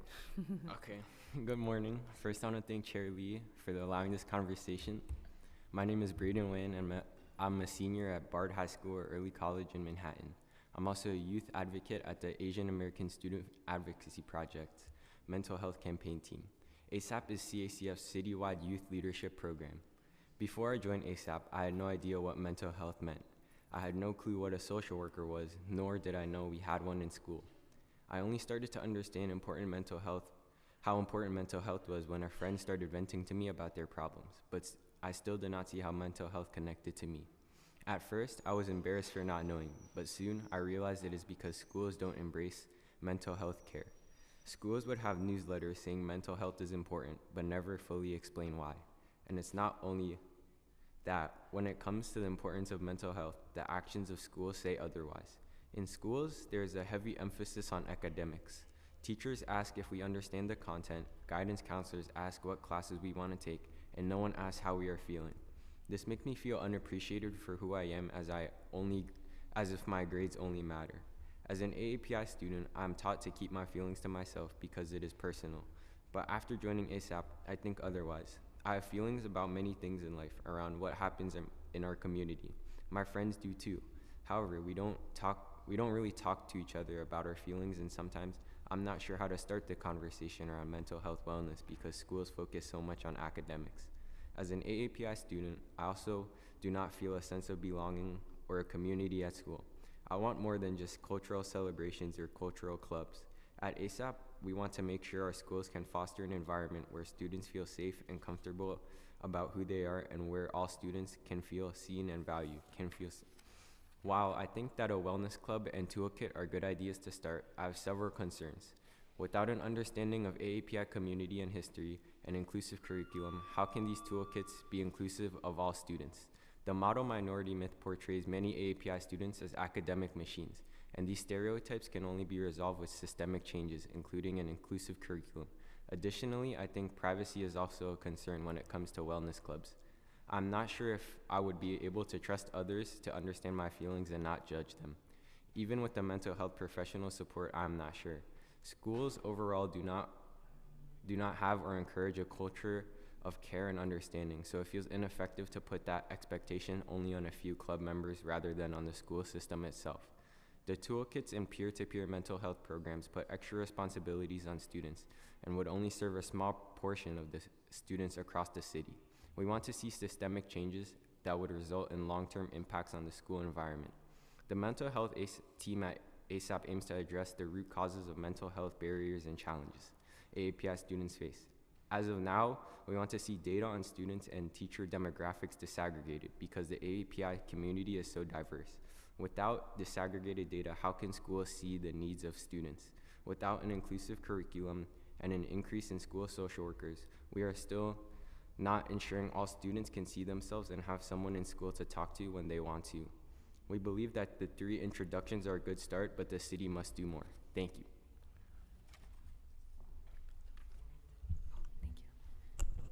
Hi, good morning. So first, I want to thank Chair Lee and for allowing this conversation. My name is Marcel, a junior at Union Square Academy for Health Sciences High School in Manhattan. I'm a youth advocate at the Asian American Student Advocacy Project Mental Health Campaign. I am Asian American, and the model minority myth has negatively impacted my experiences at schools. Peers and teachers expect me to have perfect grades, to be strong in all subjects, and expect me to look or act like how the media portrays Asian girls. I've been judged because I'm too exotic. I have been called racial slurs and expected to laugh at Asian jokes by peers, which teachers choose to ignore. However, I am me, just like anyone else. I have my strengths and my weaknesses, and being tied to stereotypes and expectations have been damaging to my mental health. Regardless of our ethnicity, age, socioeconomic status, and other factors, all students, including AAPI students, deserve a learning space where their mental health is embraced and taken care of, and where schools are actively defining health to include our well-being and emotions. Schools need to make sure that we are not merely afterthoughts due to hurtful stereotypes, and schools must recognize that we are part of a vibrant future. To that end, as student advocates at ASAP, we have thoughts regarding the introduction of a mental health toolkit, peer-to-peer mental health training, and adding mental health professionals to create students in the mental health club. All 3 ideas are a good start because they create the space for students to explore and learn more about mental health, and for students to build empathy towards others. However, these cannot be the only solutions. To support all students' mental health in schools, we need long-term solutions and systemic changes. For example, I also felt school assemblies are not meaningful because of how none of them address the root causes of issues. They could also be vague that I'm not sure how much one is learning. In ASAP, my team brainstormed and compiled several lists of charts of what mental health means to us, and as of last week, we started thinking about the changes we would like to see. Barriers and challenges for us to talk about mental health are often systemic. For example, counselors and social workers don't understand our struggles as API students. We don't see ourselves in the curriculum, the teachers, and the implicit bias people have as a result of the model minority myth. None of these could be fully addressed with these three introductions we're discussing today. As API ASAP youth leaders, we have identified a few additional changes we would like to see. First, we need disaggregated data. The API community is not a monolith, and aggregated data doesn't show the needs of our students, like what languages they speak. With aggregated data, we can see or support diverse schools. To challenge and combat the model minority myth, we need an inclusive curriculum where everyone is able to learn API history and culture that is reflective of our community. Having an inclusive curriculum would also allow students to feel seen and included in our community. As youth advocates in ASAP, we are also ready to and willing to work with your office as ideas are being implemented. We are also happy to provide feedback on these introductions. We would like to also call in the City Council to come up with more creative ways to hire more API school social workers and help us get that disaggregated data implemented across city agencies to truly reflect the needs of our community. Thank you.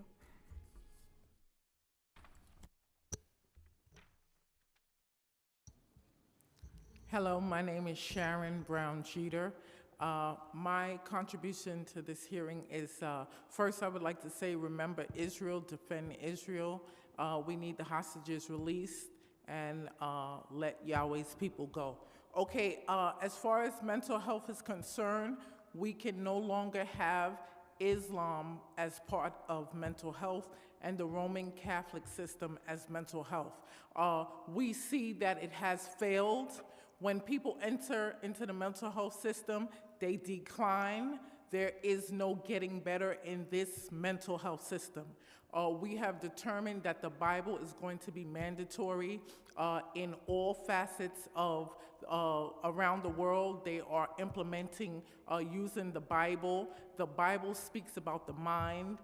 It's the first book that was written that comprehensively speaks on how you are supposed to use your mind. We have a situation in the Bible where David pretended to be mentally ill to escape someone who was oppressive. So sometimes you will find things that are quote unquote mental illness signs when someone is being oppressed. There was also a disease that they made when slaves tried to leave. They said that they were mentally ill because they tried to flee from their captors. So we see even in present day and in the biblical times, when people were being oppressed, they would call them mentally ill. So we cannot have Islam in any of the school systems trying to tell people how to think when they are suicide bombers. Many of the doctors in the medical field are Islamic and Roman Catholic, and they believe in suicide. Okay. They teach people how to feel suicidal, and they impose upon them that they feel suicidal. Okay, do you have any comments or questions on the bills that are being heard today? I'm not speaking specifically concerning the bills. Okay. I'm just letting you know what we're doing, and we have implemented it in Oklahoma. The Bible was instituted throughout all of Oklahoma. All the schools will have the Bible. Okay. That's going to affect the mental health system there and here. Okay, thank you so much, Sharon. Okay. Okay, go ahead.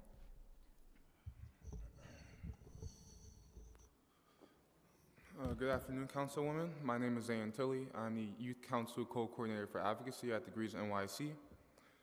Degrees NYC is a data-informed collective impact movement co-led by young people and education professionals to move to equity in education in New York City under the umbrella of Goddard Riverside on the Upper West Side. You may be familiar. Today I will be addressing the mental health crisis affecting students and highlighting how the proposed legislation can support students effectively by aligning with the policy recommendations of our Degrees NYC Youth Council. To be frank, there is a mental health crisis across the city. It devastates students who are struggling with their mental health and are unable to access the resources and support they need in their schools. To illustrate, over 1/3 of the nation's young people have been diagnosed with depression in their lifetimes. More than 30% of high schoolers weathered mental health challenges during the pandemic, and 1 in 5 reported considering suicide. While the City Council has made progress on this issue, we need to go to its root.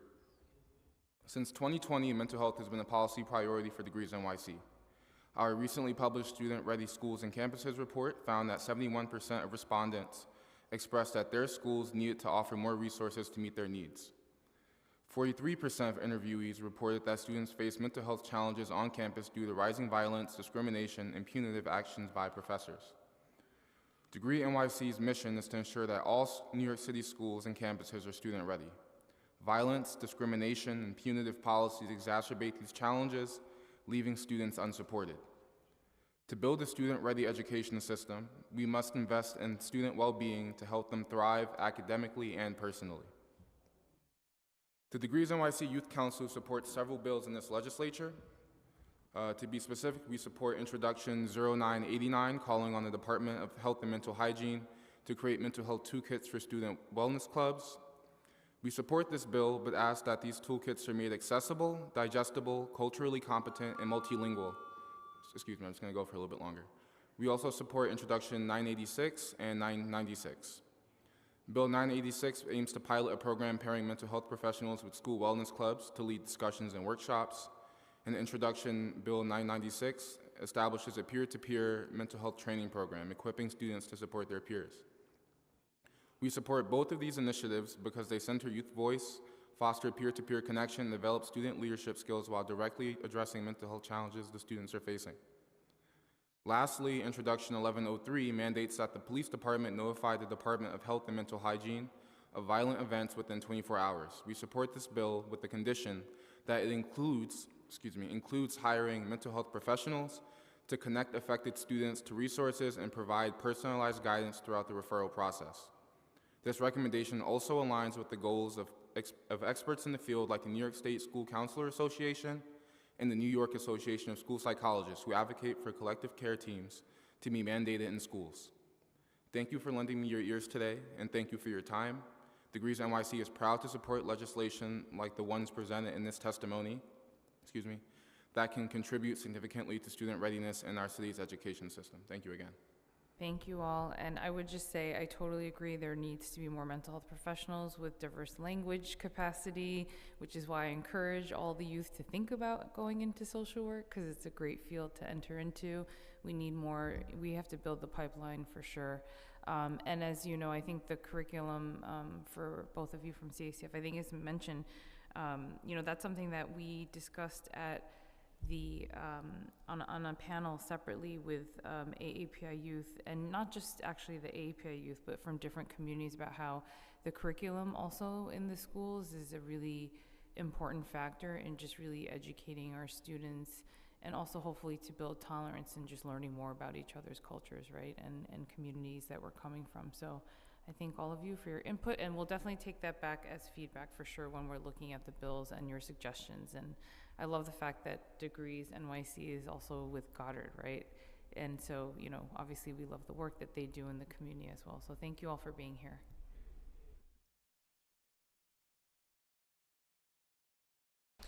Okay, so we will now move to Zoom testimony. So I'm going to call groups of 3 names at a time. So please wait for your name to be called to testify, and please select unmute when prompted. So the first 3 is Elizabeth Zemlensky, William Junn, and Leonie Hameson. And we'll start with Elizabeth. You may begin. Good afternoon. My name is Elizabeth Zemlensky, and I'm a current junior at the Wharton School of the University of Pennsylvania. Thank you for the opportunity to testify today. During the summer of 2023, I had the privilege of serving as a legislative intern at the New York City Council. One of my key projects was reviewing the city's mental health roadmap to recommend areas of improvement. As I delved into this work, my thoughts immediately turned to mental health initiatives for students, a cause deeply personal to me. Back in 2020, I founded my own mental health awareness club. This experience ignited a passion within me to empower every student in the New York City public schools to have the tools, resources, but most importantly, the encouragement to start similar initiatives. I'd like to share a brief version of my journey. In my sophomore year of high school, I lost a classmate to a tragic circumstance. Upon hearing the devastating news, students at my high school were struggling to cope with the loss of both a beloved classmate and friend. A few months after this tragedy, the pandemic began. Students who were still coping were now forced into lockdown, leaving us all defenseless in quarantine. So many of us wrestled with unanswered questions. If someone we all felt we knew well could disguise his fears and anguish so well, I could only imagine how many others were hiding. Starting a mental health awareness club was my only way to bring us together, and I wanted students to realize that there are people who can help them when they are feeling hopeless, and we as peers can be there for one another. Getting the club approved took fierce persistence. I received a lot of pushback from administration, but finally got through to the Board of Education. I had to present and answer technical questions, as well as find an advisor and school psychologist to agree to be present when necessary during meetings. Luckily, at the time, we had many intern school psychologists who were willing to help, and the club was finally approved to start in the next fall. After spending a lot of time promoting the club, we had an outstanding turnout of about 40 members, and hearing my peers talk about anxiety, isolation, and pressure initially stunned me. Our meetings consisted of guest speakers, workshops, informational activities, Jeopardy, coping strategies, therapeutic games, meditation, and yoga exercises. We always ended with a time for discussion where students could bring up anything that was on their mind. And today, I'm proud to say that the club still stands.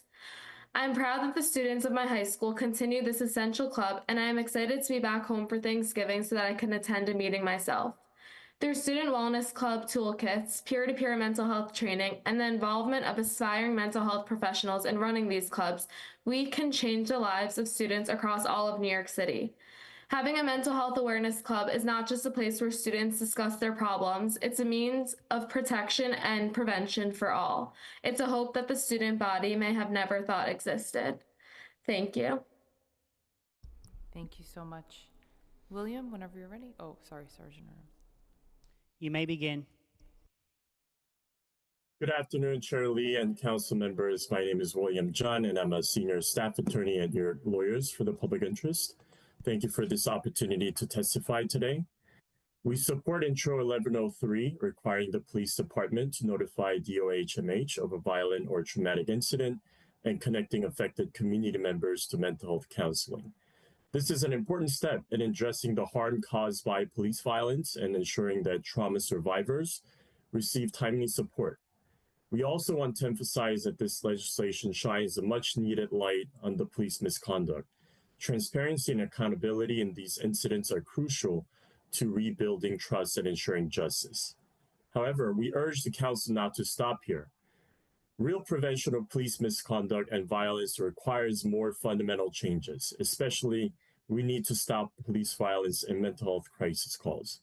We already know that peers and trained mental health professionals, not police officers, are best equipped to de-escalate crises and connect individuals to care. Unfortunately, the city's current programs, such as the BHER program, does not meet this goal. The BHER still authorizes extensive police involvement and is likely to continue the violent responses by the NYPD. For example, in fiscal year 2024, more than 70% of all mental health calls in the BHER pilot areas were still directed to the NYPD. The city must join other cities to remove police entirely from the equation. For example, CCIT NYC is a coalition of over 80 New York City organizations and has already developed such a proposal in which teams of trained peers and EMTs who are independent of the city government will respond to mental health crisis. We therefore urge the council to support a truly non-police, peer-led system in response to mental health crisis calls. Thank you very much. Thank you so much. And next? Okay. You may begin. Thank you, Chair Lee, Chair Joseph, and other members of these committees. My name is Leonie Hameson. I'm the co-chair of a national organization called the Parent Coalition for Student Privacy. On September 10th, along with the New York Civil Liberties Union and AI for Families, we sent a letter to the mayor, the Department of Education, and the Commissioner of Health, expressing our deep concerns with the way in which Talkspace allows for the sharing of its users' personal information with unnamed third parties for marketing purposes in a manner that would be illegal if the contract was signed by the DOE rather than the Department of Health.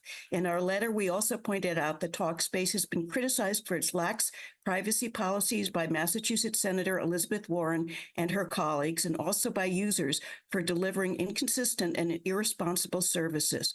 Our letter was covered by the Daily News, Chalkbeat, and others. On September 23rd, the Department of Health responded, arguing that they did not have to abide by the state student privacy law since they were not an education agency, but assuring us that their contract was no less protective. Since we sent our initial letter, we discovered that when a New York City student visits the TeenSpace website on their phone, their personally identifiable information is automatically shared with 15 ad trackers and 30 cookies, as well as Facebook, Amazon, Meta, Google, and Microsoft, among others, which we saw from using the Blacklight privacy audit tool. These findings were later confirmed by a security company that does privacy analyses. We also learned that in California, a class action lawsuit has been filed against Talkspace, pointing out how the personal information of its clients is shared with TikTok, including the mental health information of minors. These findings are particularly concerning, given how the city is suing many of these same companies for undermining children's mental health and designing their platforms to be addictive to maximize their revenues. On October 16th, we sent a follow-up letter to the Department of Health asking for a meeting and for the Talkspace website to be immediately taken down until it is fixed to stop collecting and sharing children's personal information with ad trackers and social media Thank you. Your time companies. expired. Sorry, you can go ahead and finish up. Okay, thank you. Today, I just checked again with the TeenSpace website and found that the website is still sharing personal information with 14 ad trackers, 30 third-party cookies, and numerous social media companies. Meanwhile, the Department of Health officials keep promising to meet with us, but they keep on putting off the meeting. We believe that they should cancel their contract with Talkspace and demand that they take their website down until all these unacceptable practices are halted. The need to support children's mental health is critical, but allowing their personal information to be shared and misused in this way risks further undermining it. Moreover, the TeenSpace example provides evidence of how the city should not be outsourcing these critical services to for-profit companies like Talkspace, and that the protection of student privacy must always be paramount. Thank you for the opportunity to testify today. Thank you so much. So thank you all for your testimony, and I just want to call a few names to see if they are on the Zoom, because these folks are registered but not present. So we have Sharon Edwards, Paula Magnus, Sophia Glickman, Casey Starr, Jihei Fisher, and Miriam Keita. So if anyone is here, please raise your hands on the Zoom. If not, okay, so if not, then thank you to everyone who has testified. And if there is anyone present on the Zoom or Zoom that hasn't had the opportunity to testify, please raise your hand. And seeing that I don't think there's anyone else, I'd like to note that written testimony, which will be reviewed in full by committee staff, may be submitted to the record up to 72 hours after the close of this hearing by emailing it to testimony@council.nyc.gov. Thank you so much, and that concludes today's hearing. Thank you all.